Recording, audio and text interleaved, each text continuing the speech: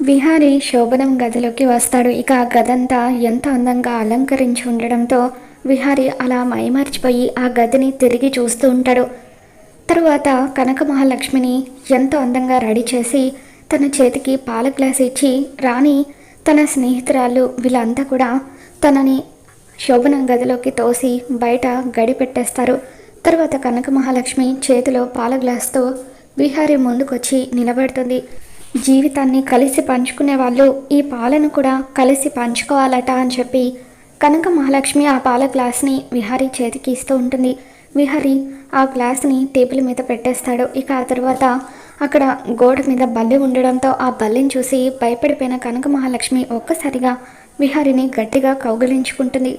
మరి శోభనం గదిలో విహారీ కనక మహాలక్ష్మి ఇద్దరు ఒక్కటవుతారా? ఏం జరగబోతుందో మళ్ళీ మన ఛానల్లో తెలుసుకుందాం. ఈ వీడియో మీకు నచ్చినట్లయితే లైక్ చేయండి.